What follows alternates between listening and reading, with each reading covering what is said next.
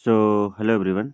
जैसा कि आज की इस वीडियो में हम जानेंगे इतिहास के सबसे शानदार और सबसे नामी साम्राज्य के बारे में, सबसे प्रसिद्ध साम्राज्य के बारे में, जिसे आप जानते हैं मुगल एम्पायर या मुगल साम्राज्य। इसके बारे में आप सभी लोगों ने सुना होगा।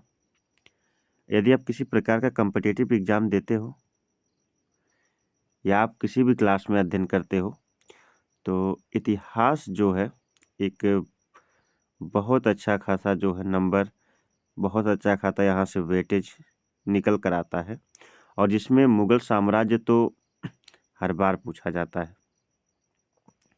मुगल साम्राज्य से कई सारे प्रश्न बनते हैं और मुगल साम्राज्य इतिहास का जो है रीढ़ माना जाता है।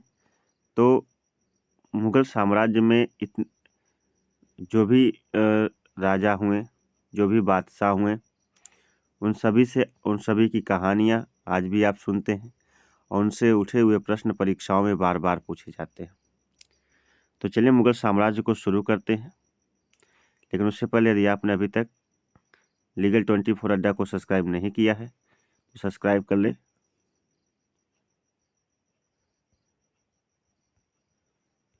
वीडियो को लाइक कर दे और अपने सभी दोस्तों तक इसे ज़्यादा से ज़्यादा शेयर कर दे।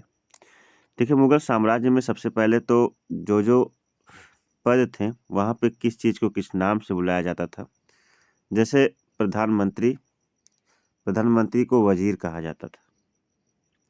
सूबा शब्द का प्रयोग है, सूबा का मतलब होता है प्रांत। सरकार, वहाँ जिला को सरकार कहा जाता था। परगना, जिले का एक विभाग होता था जिसे परगना कहा जाता था। मनसब मतलब पद होता था। दीन इलाही, अकबर द्वारा चलाया गया एक धर्म था जिसका नाम था दीन इलाही। पिटरा ड्यूरा क्या था? मूल्यवान, अर्धमूल्यवान पत्थरों रत्नों सजी सजावटी कार्य, इसको पिटरा ड्यूरा कहते थे उस समय में। ठीक है, तो आइए इस मुगल साम्राज्य को शुरू करते हैं। तो सबसे पहले मुगलों ने भारत में किस प्रकार से प्रवेश किया, उनका शासनकाल भारत में कब से कब तक था, कौन कौन से बादशाह हुए जिन्होंने मुगलों को भारत में जो है पनपने दिया, या शुरुआत करते हैं कि मुगलों में कौन से शासक ने जो है भारत में जो है अपनी नींव रखी। तो यहाँ से शुरू करते हैं। मुगलों ने भारत में एक साम्राज्य की स्थापना की जो 2 शताब्दियों से अधिक समय तक कायम रहा, यानी 200 साल से अधिक तक कायम रहा। एक लंबा टाइम ड्यूरेशन जो है मुगल शासन करके गए थे। यह युग सापेक्ष दृष्टि के शांति एवं समृद्धि का काल था, जिसका परिणाम देश के सांस्कृतिक विकास से परिलक्षित हुआ। मुगलों द्वारा स्थापित शांति एवं समृद्धि ने अनेक यूरोपीय देशों को भारत साथ व्यापार करने हेतु आकर्षित किया। यानी मुगल का जो शासन काल था ये माना जाता शांति और समृद्धि का शासन काल था, और भारत इससे एक विकसित देश जरूर बना और देशों को जो है व्यापार के लिए क्या कर पाया, अपनी तरफ आकर्षित कर पाया। हिंदुओं तथा मुसलमानों में सांस्कृतिक अंतरक्रिया ने एक मिलीजुली हिंदुस्तानी संस्कृति को जन्म दिया। यानी हिंदू मुस्लिम संस्कृतियों ने मिलकर जो है क्या किया, एक मिलीजुली संस्कृति को जन्म दिया। ठीक है, तुगलकों के शासन में ही दिल्ली सल्तनत का विघटन होना आरंभ हो गया था। सन 1526 ईस्वी में बाबर के भारत पर आक्रमण के समय दिल्ली पर अंतिम लोधी सल्तनत इब्राहिम लोधी का शासन रहा। यानी इब्राहिम लोधी को हरा करके राजगद्दी पर कौन बैठा? बाबर बैठा। भारत की दिल्ली सल्तनत विघटन के कगार पर थी। अनेक राज्य स्वतंत्र हो चुके थे, उनमें से अधिकांश परस्पर संघर्षरत थे। देश में उस समय कोई भी एकीकृत शक्ति न थी जो विदेशी आक्रमण का सामना कर सके। उस समय देश में कोई भी एकीकृत शक्ति नहीं थी जो विदेशी आक्रमण का क्या कर सके। ऐसे में मुगल वंश का प्रथम शासक चल कर आया, जिसे आप सभी लोग बाबर कहते हैं। बाबर कब से कब तक रहा? 1526 से लेकर के 1530 ईस्वी तक रहा। इसका पूरा नाम था जहीरुद्दीन मोहम्मद बाबर। बाबर ने भारत में मुगल साम्राज्य की स्थापना की, यानी भारत में मुगल साम्राज्य की नींव रखने वाला कौन था? शासक था बाबर। वह मात्र 12 वर्ष की अल्पायु में ही मध्य एशिया की एक छोटी सी जागीर फरगाना का शासक बना। 12 साल में ही जो है मध्य एशिया की एक छोटी सी जागीर फरगाना का क्या बना? शासक बना। उसने 1526 ईस्वी में पानीपत के प्रथम युद्ध में अंतिम लोधी शासक इब्राहिम लोधी को पराजित किया। लोधी वंश का अंतिम शासक इब्राहिम लोधी था और इसे हरा करके जो है बाबर ने मुगल वंश की जो है नींव रखी भारत में। ठीक है, और ये कौन सा युद्ध था? पानीपत का प्रथम युद्ध था, जो 1526 ईस्वी में क्या किया गया था? लड़ा गया था, जिसमें बाबर और इब्राहिम लोधी के बीच ये युद्ध लड़ा गया था, जिसमें इब्राहिम लोधी की हार हुई और बाबर की जीत हुई, और इस प्रकार से भारत देश में जो है मुगल वंश की नींव पड़ी, मुगल वंश की स्थापना हुई। उसकी यह विजय भारत में मुगल शासन की शुरुआत थी। इसके बाद बाबर ने खानवा के युद्ध में 1527 में मेवाड़ के राणा सांगा को, 1528 में चंदेरी के युद्ध में मालवा के शासक मेदिनी राय को, अंत में 1529 ईस्वी में इब्राहिम लोधी के भाई महमूद लोधी को घाघरा के युद्ध में पराजित किया। एक ट्रिक होता है, जैसे आपको बता दूं, कॉम्पिटिटिव एग्जाम की तैयारी जो बच्चे कर रहे होंगे, तो ट्रिक था कि पानी पिया, खाना खाया,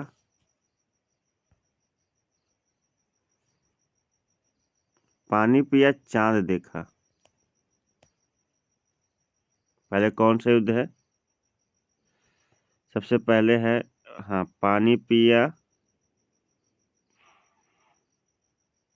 अंतिम विब्रहण पराजित किया। इसके विजय के बाद सबसे पहले 1500 पानी पिया हो गया, उसके बाद जो है विजय में उन्होंने बाबर के साथ खानवा, पानी पिया, खाना खाया, चांद देखा, घर गया और फिर मर गया।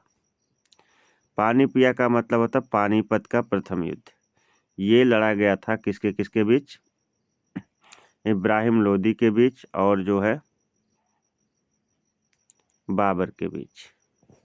खाना खाया, खानवा का युद्ध जो है मेवाड़ के राणा सांगा के बीच और बाबर के बीच, इसमें राणा सांगा की हार हुई और बाबर की जीत हुई। उसके बाद वो चांद देखा मतलब होता है चंदेरी का युद्ध। चंदेरी के युद्ध में मालवा के शासक जो मेदिनी राय थे, उन्हें बाबर ने हरा दिया। अंत में जो घर गया, जो घाघरा का युद्ध था, उसमें उसने जो है महमूद लोधी को घाघरा के युद्ध में क्या किया? पराजित कर दिया। ठीक है, पानी पिया, खाना खाया, चांद देखा, घर गया, मर गया। अब बाबर का नियंत्रण अब उत्तरी भारत पर हो गया, पूरे उत्तरी भारत पर हो गया था, किंतु उसने अपने जीता तो सारे साम्राज्य को, लेकिन उसने अपने साम्राज्य को सुदृढ़ करने का समय नहीं मिला। मतलब जीतता गया, लेकिन साम्राज्य को मजबूत करने का समय नहीं मिला, जिससे 1530 ईस्वी में उसकी मृत्यु हो गई। 1530 ईस्वी में बाबर की मृत्यु होगी। हमें बाबर के जीवन से उसकी उपलब्धियों की जानकारी उसकी एक आत्मकथा है, जिसका नाम है तुजुक्के बाबरी से मिलती है।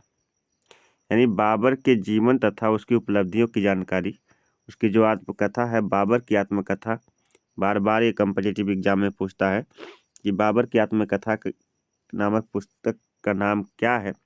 उसका नाम है तुजुक्के बाबरी से मिलता है, जो अपनी मातृभाषा तुर्की में लिखी थी। उसने किस में लिखी थी? तुर्की में। आगे बढ़ते हैं। और फिर बाबर की मृत्यु के बाद आ गया हुमायूं।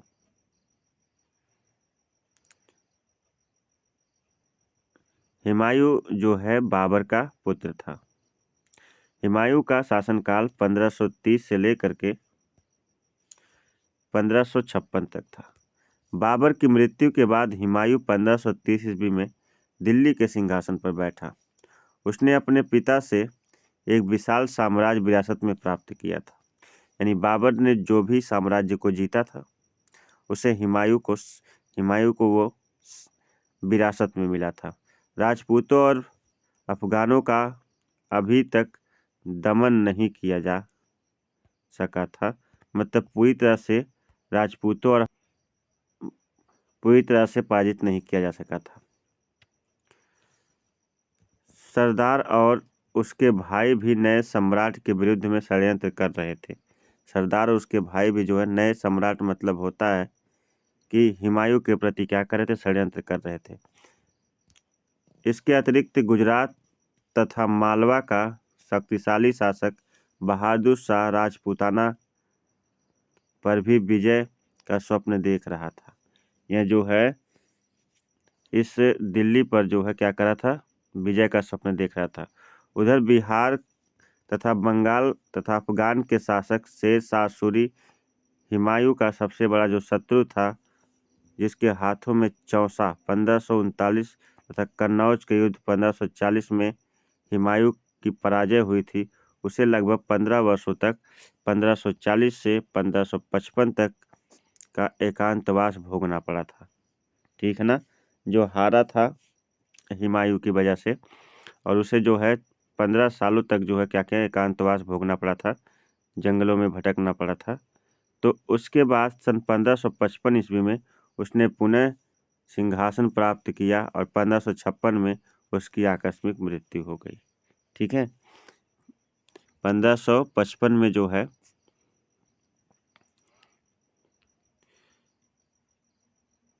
1555 में शेरशाह सूरी ने क्या किया था कि अपना सिंहासन प्राप्त किया और फिर उसके बाद 1556 में उसकी मृत्यु हो गई। किसकी? शेरशाह सूरी की। ठीक है, आइए शेरशाह सूरी के बारे में कुछ जान लेते हैं। शेरशाह सूरी जो है शेरशाह जौनपुर के एक छोटे से जागीरदार का पुत्र था। वह बिहार के शासक की सेना में नियुक्त हो गया तथा बाद में बाबर की सेना में भर्ती हो गया, जहां उसने मुगलों के सैन्य संगठन के बारीकी से अध्ययन किया। वह धीरे धीरे शक्तिशाली होता गया। उसने दक्षिणी बिहार पर पूर्ण नियंत्रण स्थापित कर लिया। उसने बंगाल के शासक के रिश्तेदार से मित्रता कर ली। बंगाल के शासक के रिश्तेदार से मित्रता कर ली। फिर उसने एक विधवा से विवाह कर लिया और उसे चुनार का किला प्राप्त हुआ। विधवा से विवाह किया जिससे उसे क्या प्राप्त हुआ? चुनार का किला प्राप्त हुआ। शेरशाह ने हुमायूं को 1539 ईस्वी में चौसा के युद्ध तथा 1540 ईस्वी में कन्नौज के युद्ध में पराजित कर दिया। अब वह भारत का सम्राट बन गया था। उसने 5 वर्ष की लघु अवधि 1540 से 1545 तक शासन किया। इसके दौरान ग्वालियर 1542 में, रायसेन 1543 में तथा पंजाब, मुल्तान, सिंध एवं मारवाड़ 1544 को भी जीत लिया। इतने कम समय में उसने इतने जो है राज्यों को जीता। उसका साम्राज्य अब पूर्वी बंगाल से लेकर पश्चिमी झेलम नदी तक विस्तृत हो गया था। 1545 ईस्वी में बुंदेलखंड में स्थित कालिंजर किले पर आक्रमण करते समय बारूदी विस्फोट हुआ और इसमें जो है शेरशाह सूरी घायल हो गया, जिससे उसकी क्या हो गई? मृत्यु हो गई। ठीक है, आप उसके बाद जो है बता रहा है कि शेरशाह अपनी प्रशासन व्यवस्था के लिए प्रसिद्ध है। उसने अपने साम्राज्य को सरकारों प्रांतों में बांटा, सरकार को पुनः परगनों जिलों में बांटा। उसने न्याय के लिए समान कानून लागू किए थे, सभी के लिए समान कानून लागू किए थे। चांदी के सिक्के, जिसे रुपया कहा जाता था, का चलन किया था, जो ईस्ट इंडिया कंपनी के शासनकाल में भी जारी रहा। शेरशाह के पास एक विशाल सेना थी, जिसमें पैदल, घुड़सवार, हाथी सम्मिलित थे। वह अपने सैनिकों की भर्ती में स्वयं रुचि लेता था। उसने घुड़सवार सेना तथा सैनिकों को अनुशासन पर विशेष ध्यान दिया। वह अपने अधिकारियों तथा सैनिकों को नगद वेतन देता था, मतलब पैसा देता था। शेरशाह एक सहिष्णु, उदार शासक था। उसने जनहित में अनेक कार्य किए, जैसे सड़कों के किनारे छायादार वृक्ष लगवाना, यात्रियों के लिए कुओं तथा सरायों की व्यवस्था करना। उसने कोलकाता जिसे तब कलकत्ता कहा जाता था, अब कोलकाता हो गया है, के पेशावर के बीच ग्रांट रोड का पुनरुद्धार करवाना। मतलब आज जो ग्रांट रोड है, जिसे जीटी रोड के नाम से जानते हैं, भारत का सबसे लंबा मार्ग और शेरशाह सूरी के द्वारा बनाया गया था। आपको पता है, यदि आप आजमगढ़ के निवासी हैं तो आजमगढ़ में एक पुल है जिसका निर्माण शेरशाह सूरी ने कराया था। और वह पुल जो है, जब रोडवेज से हरिवंशपुर जाते हैं या पुरानी आरटीओ करते हैं तो बीच में पड़ जाता है। ठीक है। उसने दिल्ली के निकट शेरगढ़ तथा पंजाब में रोहतास नगर बसाया था। उसने सासाराम में अपने लिए नारनौल तथा अपने दादा इब्राहिम सूरी का मकबरा भी बनवाया था। इनके दादा का नाम था इब्राहिम सूरी, के लिए क्या बनवाया था? मकबरा भी तैयार करवाया था। ठीक है। शेरशाह सूरी के अकाल मृत्यु के बाद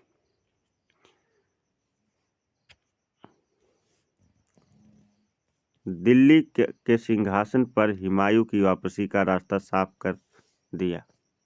जब शेरशाह सूरी की अकाल मृत्यु हो गई तो दिल्ली के सिंहासन पर हुमायूं की जो वापसी का रास्ता था वो साफ हो गया।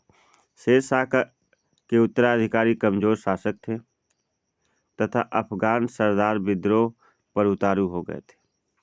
इन परिस्थितियों में हुमायूं बैरम खां की सहायता से दिल्ली और आगरा पर अधिकार करने में सफल हो गया। सन 1556 ईस्वी में हुमायूं की मृत्यु के बाद एक छोटे से नगर कालानौर में अकबर का राज्याभिषेक किया गया। वह 14 वर्ष की अल्पायु में गद्दी पर बैठा। यानी अकबर जो है 14 वर्ष की अल्पायु में ही गद्दी पर बैठा। अकबर के वयस्क होने तक बैरम खां उसका संरक्षक बना रहा। जब तक अकबर बड़ा नहीं हो गया तब तक बैरम खां क्या रहा? उसका संरक्षक बना रहा। सिंहासन पर बैठते ही अकबर को बंगाल के शासक आदिल शाह सूर के प्रधानमंत्री हेमू की बढ़ती हुई शक्ति से टक्कर लेनी पड़ी। पानीपत के द्वितीय ऐतिहासिक युद्ध 1556 में हेमू की पराजय और मुगलों की विजय हुई। दिल्ली और आगरा पर मुगलों का अधिकार हो गया। आगरा को मुगल साम्राज्य की राजधानी माना गया। उस समय आगरा को मुगल साम्राज्य की राजधानी माना गया। सन 1560 ईस्वी में अकबर ने शासन की बागडोर अपने हाथों में ले ली। यानी अब संरक्षक जो उसका संरक्षक था बैरम खां, अब उसे हटा करके पूरी जो उसने शासन की बागडोर थी अपने हाथ में ले ली। आगे देखेगा, अपने 40 वर्ष तक अगले 40 वर्ष तक अकबर ने विजय तथा अपने साम्राज्य को सुदृढ़ करने की नीति अपनाई। उसने मालवा, गोंडवाना 1561 से 1564, राजपूताना 1568 से 1599, गुजरात 1584, बंगाल 1592 आदि राज्यों तथा उत्तर पश्चिम काबुल, कश्मीर, सिंध एवं कांधार, दक्कन 1596 से 601 को अपने राज्य में उसने मिला लिया। इस प्रकार अकबर का साम्राज्य पश्चिम में हिंदकुश से लेकर के पूर्व में ब्रह्मपुत्र नदी एवं उत्तर में हिमालय से लेकर के दक्षिण में कृष्णा नदी ऊपरी भाग तक विस्तृत हो गया।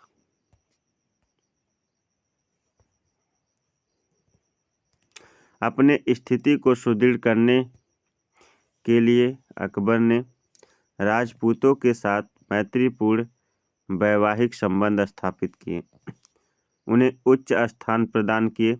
अकबर ने मित्र राजपूत राज्यों को सुरक्षा प्रदान की। मेवाड़ ही एकमात्र राज्य था जो मुगलों के अधीनता स्वीकार नहीं की। जो मेवाड़ राज्य था उसने मुगलों की गुलामी अधीनता स्वीकार नहीं की। परिणामतया सन 1576 ईस्वी में हल्दी घाटी के युद्ध में महाराणा प्रताप मुगल सेना का सामना करना पड़ा। महाराणा प्रताप को मुगल सेना का सामना करना पड़ा। मुगलों ने युद्ध तो जीत लिया, किंतु महाराणा प्रताप की मृत्यु होने तक मेवाड़ को झुका नहीं सके। जब तक महाराणा प्रताप की मृत्यु नहीं हुई तब तक जो है झुके महाराणा प्रताप की मृत्यु होने तक मेवाड़ को झुका नहीं सके। मेवाड़ झुका नहीं, ठीक है। मुगल भले जीत गए थे लेकिन मेवाड़ झुका नहीं था। अब आते हैं जहांगीर को देखते हैं। सन 1605 ईस्वी में जहांगीर अपने पिता अकबर की मृत्यु के बाद मुगल सम्राट बना, यानी अकबर का पुत्र था जहांगीर, ठीक है। और सन 1605 में जब अकबर की मृत्यु हुई तब जहांगीर जो है सिंहासन पर बैठा।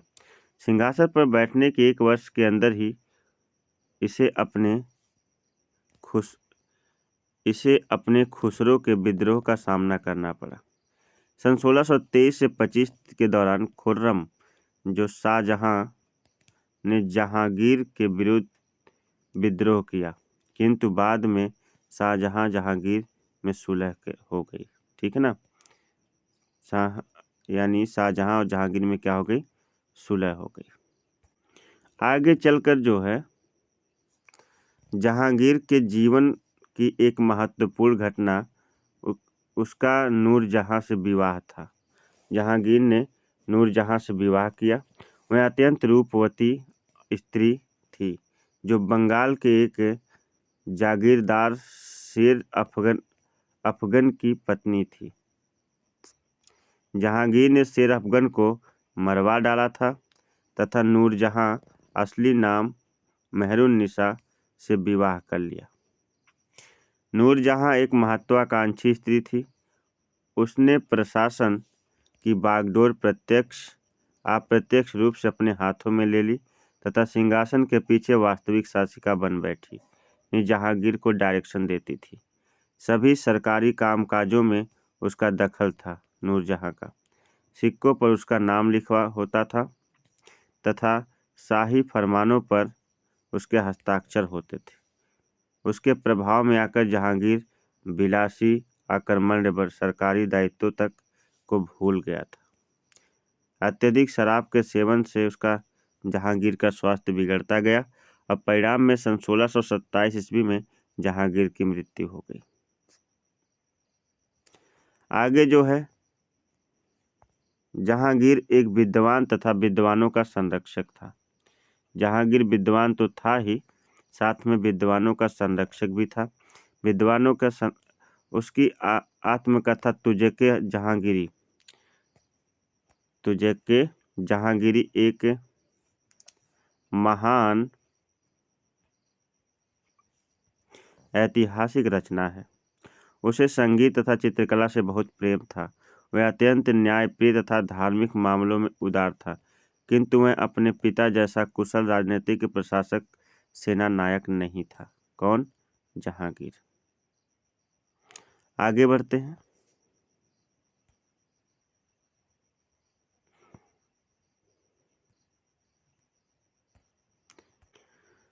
फिर आगे है शाहजहां। जहांगीर के बाद उसका पुत्र खुर्रम शाहजहां के नाम से 1626 ईस्वी में सिंहासन पर बैठा। जहांगीर का पुत्र खुर्रम था जो 1628 ईस्वी में सिंहासन पर बैठा शाहजहां नाम से। वह बुद्धिमान और वीर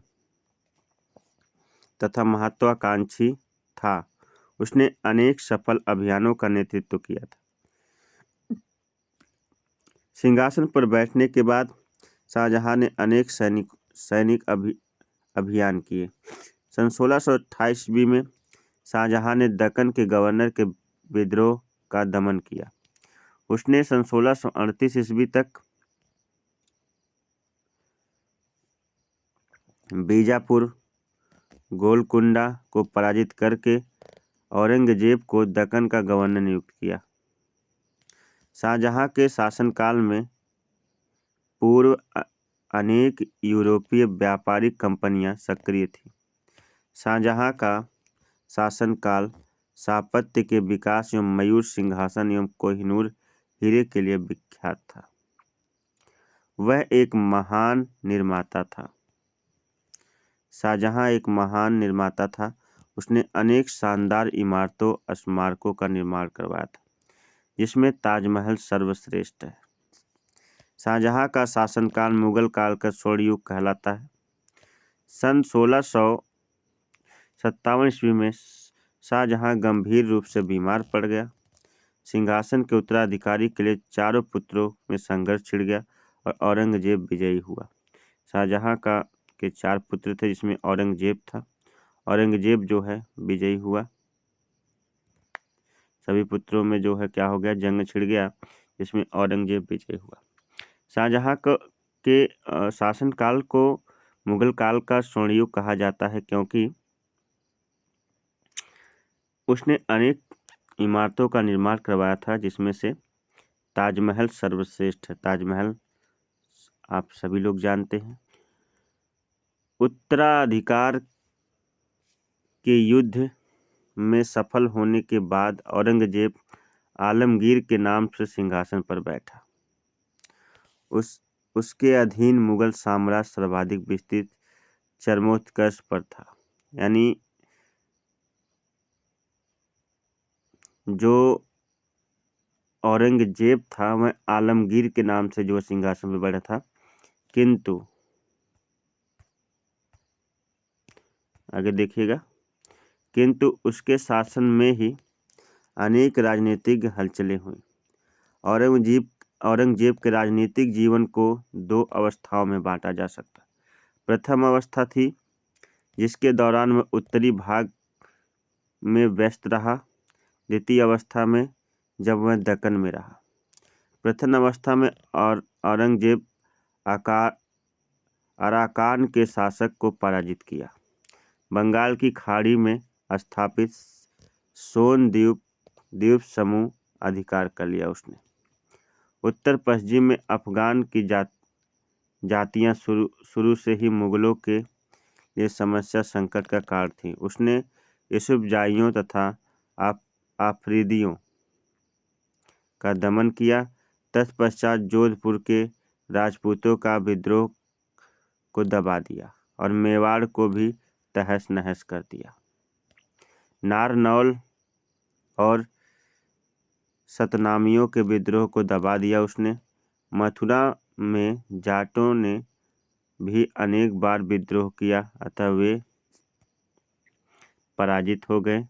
बुंदेल राजपूतों ने भी चंपत राय तथा उसके पुत्र छत्रसाल के नेतृत्व में मुगलों के विरुद्ध संघर्ष किया। उन्होंने पूर्वी मालवा में एक स्वतंत्र राज्य की स्थापना की। औरंगजेब ने सिखों को भी बहुत परेशान किया था। उनके नवे गुरु तेग बहादुर को उसने 2 पुत्रों को यंत्रणा देकर मार दिया था।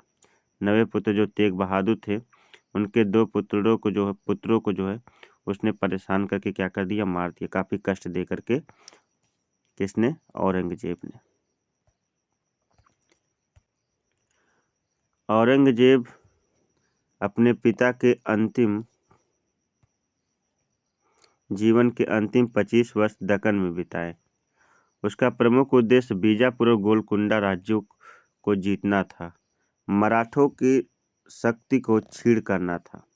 सन 1686 ईस्वी में बीजापुर राज्य को सन 1687 में गोलकुंडा मुगल साम्राज्य में मिला लिया उसने। किंतु औरंगजेब अदूरदर्शिता तथा धर्मांधता का मुगल साम्राज्य के पतन को सुनिश्चित कर दिया था। आगे है औरंगजेब की दक्षिण नीति के परिणाम। Result of south policy of Aurangzeb. Deccan Aurangzeb उसके साम्राज्य के कब्र सिद्ध हुआ। दक्कन जो औरंगजेब तथा उसके साम्राज्य के लिए क्या हुआ? कब्र सिद्ध हुआ। औरंगजेब के लंबे समय तक दक्कन में रहने से उत्तर भारत पर उसका नियंत्रण ढीला पड़ गया। वो लंबे समय तक दक्कन में रुक गया, जिसके कारण उत्तर भारत पर उसका नियंत्रण क्या हो गया? ढीला पड़ गया, जिससे उसकी मृत्यु के बाद मुगल साम्राज्य का विघटन होने लगा। लगातार युद्ध ने मुगल सेना को कमजोर कर दिया तथा खजाना भी खाली हो गया था। दक्कन में मुगल सेना का मनोबल टूट गया तथा सैनिक अपने घर लौटने को बेचैन होने लगे। इसके अतिरिक्त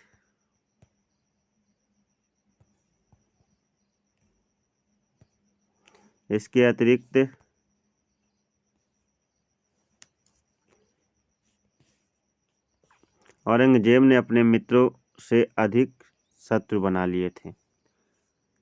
वह सब ओर से दुश्मनों से घिरा हुआ था।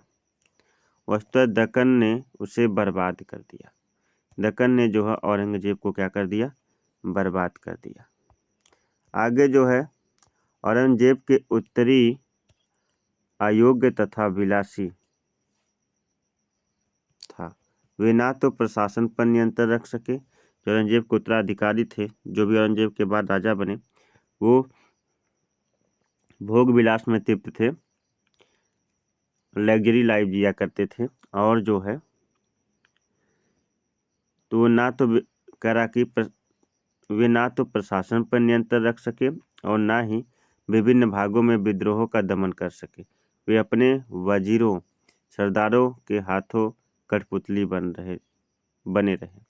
सन 1738 से 1739 ईस्वी में ईरान में शासक नादिर शाह ने भारत पर आक्रमण किया। उसने दिल्ली को खूब लूटा नादिर शाह ने, और कत्ले आम का आदेश दिया। वह अपने साथ मयूर सिंहासन तथा कोहिनूर भी ले गया। नादिर शाह के आक्रमण ने मुगल शक्ति का अंत कर दिया, जिससे मराठों की उन्नति हुई। मराठों की क्या हो गई? उन्नति हो गई। प्रशासन। केंद्रीय प्रशासन। मुगल प्रशासन भारतीय तथा फारसी प्रणालियों का मिश्रण था। राजा की सर्वोच्च सत्ता, सेना की शक्ति उसके सबसे प्रमुख स्तंभ थे। सम्राट एवं अधिकारियों को नियुक्त करता था। यानी जो मुगल सम्राट था, वो सम्राट एवं अधिकारियों को नियुक्त करता था। वजीर, जिसे दीवान या प्रधानमंत्री भी कहा जाता था, वित्त विभाग की देखरेख करता था। सद्र और सदुर धार्मिक मामलों में सम्राट के सलाहकार थे। वह शाही खर्चों तथा अन्य संस्थाओं के लिए धन प्रबंध भी करता था। सम्राट के बाद वही न्यायाधीश भी होता था। प्रत्येक अधिकारी, चाहे वह सैनिक हो या नागरिक हो, सेवा में नामांकित किया जाता था। सम्राट सेनानायक होता था। मीर बख्शी सैन्य प्रशासन देखता था। खाने सामा या फिर मीर सामा शाही परिवार का इंचार्ज था। काजी न्याय विभाग का मुखिया होता था। कोतवाल पुलिस विभाग का इंचार्ज, जो सख्त व्यवस्था को बनाए रखता था। प्रांतीय प्रशासन में क्या था? प्रांतीय प्रशासन के लिए अकबर ने अपने साम्राज्य को 15 सूबों में बांट दिया था। यहाँ प्रत्येक सूबे के एक सूबेदार हुआ करते थे, जिसकी सहायता से अनेक प्रांतीय दीवान, बख्शी, काजी, कोतवाल अन्य अधिकारी करते थे।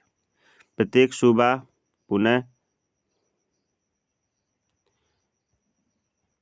सूबा पुनः सरकारों परगनों में विभाजित किया जाता था। प्रत्येक परगने अनेक गांव होते थे। परगने का मुख्य अधिकारी फौजदार होता था। अपने गांव में एक,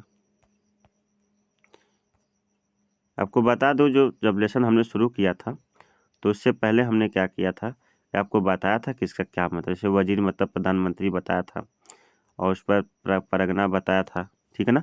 तो ये सभी वो बीच बीच में जो आ रहे हैं वो वहीं से आ रहे हैं। और चैनल पर नए हैं तो सब्सक्राइब जरूर कर लीजिए। मुगल साम्राज्य का हम भी अंत करके ही जाएंगे। पटवारी तथा चौकीदार होता था। उसके बाद जो है अधिकारियों की भर्ती सावधानी पूर्वक की जाती थी। उन्हें नगद वेतन दिया जाता था। कुछ लोगों को विशिष्ट सेवाओं के लिए जागीरें भी दी जाती थी। अर्थव्यवस्था एवं समाज, इकोनॉमिक एंड सोसाइटी। कृषि लोगों का प्रमुख व्यवसाय था। व्यापार भी उनके महत्वपूर्ण आर्थिक क्रिया थी। सूती वस्त्र, कागज, नील, अफीम, सोरा निर्यात की प्रमुख वस्तुएं थीं। आयातों में सोना, घोड़े, कच्चा रेशम, धातुएं, हाथी दांत, बहुमूल्य रत्न, औषधियाँ आदि सम्मिलित थे। यूरोप की पुर्तगाली, डच, अंग्रेज, फ्रेंच व्यापारी कंपनियों मसालों वस्त्रों व्यापार शुरू कर दिया था। समाज का स्वरूप पहले की भांति था। सरदार और जमींदार समाज के उच्च वर्ग के संबंधित थे तथा वे विलासी जीवन व्यतीत करते थे। इसके विपरीत साधारण लोग कठोर किंतु संतुष्ट जीवन व्यतीत कर रहे थे। मेहनत तो थी लेकिन संतुष्ट जीवन व्यतीत कर रहे थे। धार्मिक नीतियाँ, रिलीजियस पॉलिसी में क्या थी? मुगल साम्राज्य इस्लाम धर्म के अनुयायी थे। वे इस्लामी कानून के आधार पर शासन किया करते थे। अकबर मुगल काल का पहला सम्राट था जिसने हिंदू तथा अन्य संप्रदायों के प्रति भी जो है उदारवादी नीति का अनुसरण किया था। हर धर्म को मानता था तथा निजी धर्म दीन-ए इलाही चलाया था उसने। जहांगीर तथा शाहजहां ने भी अकबर की नीति का पालन किया था। औरंगजेब एक कट्टर सुन्नी मुसलमान था। उसने हिंदुओं पर जजिया कर लगा दिया था। उनके बहुत से मंदिर ध्वस्त करवा दिए थे। उन्हें मस्जिद के रूप में परिवर्तित करवा दिया था जहांगीर ने। उसकी इस नीति ने सामाजिक सामंजस्य को नष्ट करके मुगल साम्राज्य की समाप्ति को निश्चित कर दिया था। ये बदमाशी जहांगीर ने की थी।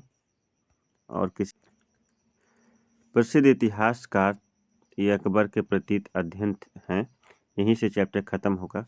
प्रसिद्ध इतिहासकार लेनपुल के अनुसार अकबर भारत का सबसे विनम्र शासक था। अकबर जो है भारत का सबसे विनम्र शासक था। वह राज्याध्यक्ष, सर्वोच्च सेनापति और प्रमुख अधिशासी सर्वोच्च सत्तावान था। विवादों को सुनकर वह निर्णय करता था। उसकी दिनचर्या के बारे में हमें अबुल फजल के लिखे हुए अकबर नामा नामक पुस्तक से जानकारी मिलती थी। ठीक है, अभी प्रशासन पीछे आपको पढ़ाया, सैन्य प्रशासन भी, राजस्व प्रशासन। तो वीडियो कैसी लगी? अच्छी लगी हो तो चैनल को सब्सक्राइब कर लीजिएगा, वीडियो को लाइक कर दीजिएगा, अपने सभी दोस्तों तक इसे ज़्यादा से ज़्यादा जरूर शेयर करिएगा। तो यहाँ से मुगल साम्राज्य के फर्स्ट पार्ट का अंत होता है। हम अगले ही सेकंड पार्ट से मिलेंगे। तब तक के लिए आप सभी को नमस्कार, बाय बाय, जय Hind, have a nice day.